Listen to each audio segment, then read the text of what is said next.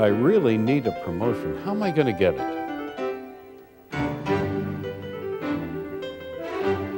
12 years on the job and they fired me.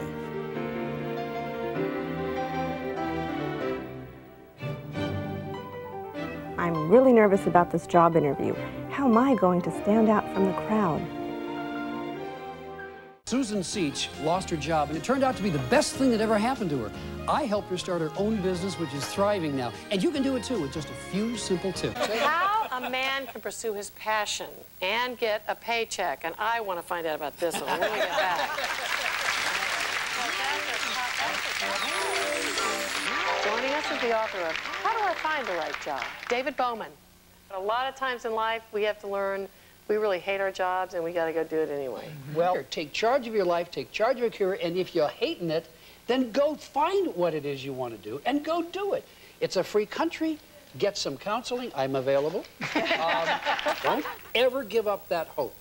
Let's keep a focus on what your real passion is again, and figure out something you can do from home that involves you with baseball, or with maybe some other sport that you might like to do. Go talk to people that he knows in the baseball business and say, what do you need as a vendor? What kind of stuff do you buy from Or what companies? do you need that you're not getting? Right. Yeah, exactly. Yeah. So you can fill that. Oh, I like that. You can fulfill from your home. It's very hard for teenagers to find jobs these days.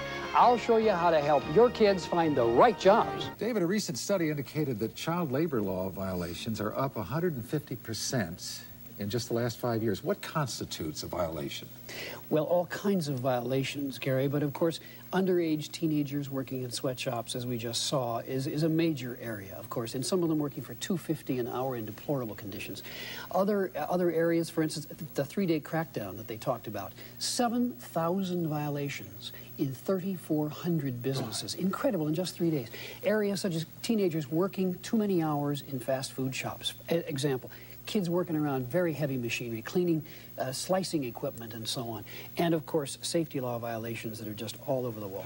You know, there have been an increasing number of layoffs in probably the last couple of years, and it's been really very marked. What's causing these layoffs, and what fields, what jobs are being lost? Well, it's pretty much across the board, but an awful lot of them are in manufacturing, and there are some very real reasons for that. Of course, we're seeing labor costs significantly less overseas. Asia, parts of behind the former Iron Curtain, Africa.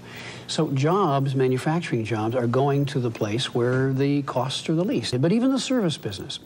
What we're finding, of course, is that with global competition, even in the service arena, we're finding that a lot of companies simply have to compete, and they have to therefore downsize and get as compact and save as much money as they possibly can. So we're finding what we call pancaking. We're finding that managers now are having to have, perhaps even as many as 30 people reporting to them as opposed to the previous 9. And they're managing to do it. We still don't know what the effect of that's going to be on these folks' health, but nonetheless it's happening, and these jobs are going away.